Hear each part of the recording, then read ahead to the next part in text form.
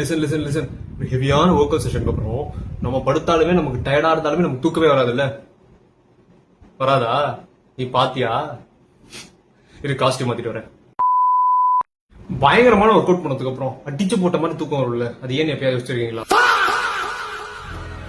Actually, this video is mainly to tell about a subtle concept which is very important but lot of us fail to notice that. ரொம்ப நாளுக்கு அப்புறமா நான் ஒரு book எழுதலாம் அப்படின்னு சொல்லிட்டு என்னோட இருக்கக்கூடிய டாபிக்ஸ் எல்லாம் கலெக்ட் பண்ணி ஒரு ரஃபா ஒரு சாப்டர் வைஸ் டிஸ்கிரிப்ஷன் எழுதுறேன்.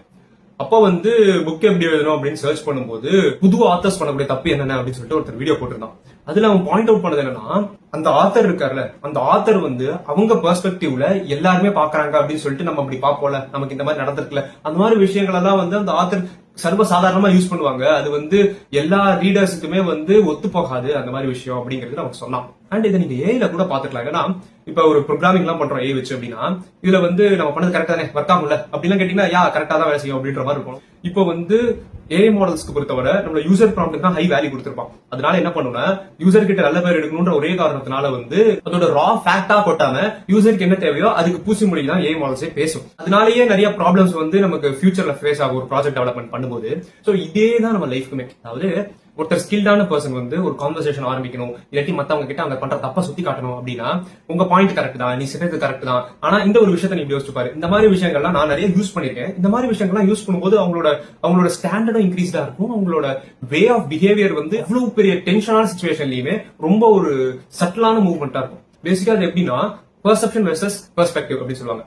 என்னோட பெர்ஸ்பெக்டிவ் என்ன அப்படின்னா, எனக்குன்னு ஒரு ஆட்டிடியூட் இருக்கு, அதுக்கான பிஹேவியர், அதுக்கான ஆக்ஷன்ஸ் எல்லாத்தையுமே நான் என்னோட பிலீஃப் சிஸ்டத்தை சுத்தி நான் அதை ஆக்டிவேட் பண்ணுவேன். இதே நம்ம இன்னொருத்த கான்வர்சேஷன் மேக் பண்ணணும் அப்படிங்கும்போது அவங்களுக்கும் அது இருக்கு அப்படின்ற ஒரு விஷயம் நம்ம தெரிஞ்சுக்கணும். இதனால என்ன பண்ணுவாங்கன்னா, இன்ஃபுளுசர்ஸ் எப்படின்னா சோஷியல் இன்ஃபுளுசர்ஸ் இருப்பாங்க. அவங்க கிட்ட பேசினா எல்லாத்தையுமே பேசுறாங்க அப்படின்ற மாதிரி செம டேலண்டான பர்சன். அது ஒன்னும் பெரிய விஷயமே கிடையாது. உங்க பிலீஃப் சிஸ்டத்தை என்னோட பிலீஃப் சிஸ்டமா நான் அவங்க கிட்ட போர்ட்ரேட் பண்ணேனாலே பரவாயில்லையே, லைக் மைண்டடா இருக்கானே அப்படின்றது உங்களுக்கே தோணும்.